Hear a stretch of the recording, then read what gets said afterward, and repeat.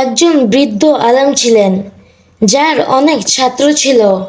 যখনই তার কাছে কোনো নতুন শিষ্য বা ছাত্র আসতো, তখনই তিনি তাকে পরীক্ষা নিতেন।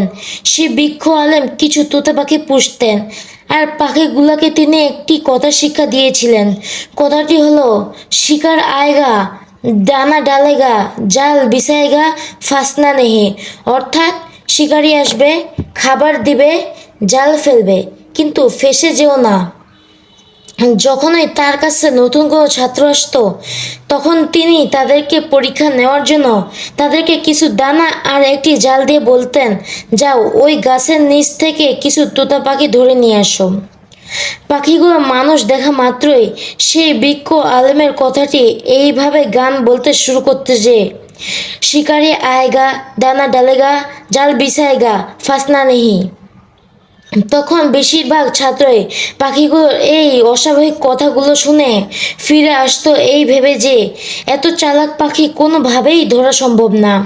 কিন্তু যদি কোনো ছাত্র পাখিগুলো এই অস্বাভাবিক কথাগুলো শুনেও জাল পাতত আর দানা দিত, তবে দেখতে যে পাখিগুলোকে ওই কথা বলছে ঠিকই, কিন্তু তারা দানা খেতে আসছে আর জালে ফেসে যাচ্ছে।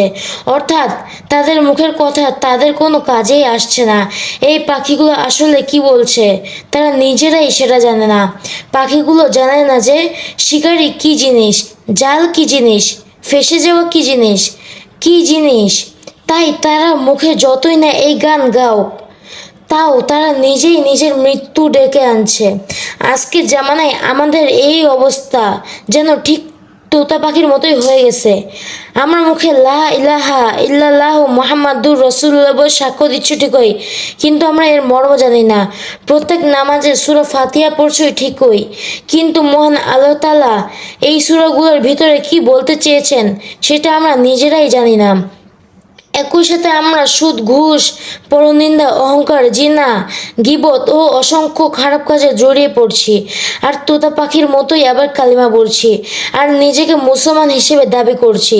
কাজেই আমাদের এই সাক্ষ্য তোতা পাখির মতোই। আমরা মুখে কালিমা জবার পরেও শিকারের জালে ফেসে যাচ্ছি। সুতরাং আমাদের উচিত কুরআন ও হাদিসকে সঠিকভাবে জেনে বুঝে আমল করা। মহান আল্লাহ তাআলা আমাদেরকে সকলকে সঠিক দিন শিক্ষা গ্রহণ করে কুরআন ও হাদিসের মোতাবেক জীবন গড়ার তৌফিক দান করুন। আমিন। পরবর্তী ভিডিও আসা পর্যন্ত আল্লাহ যেন আপনাদের সকলকে সুস্থ রাখেন এবং ভালো রাখেন।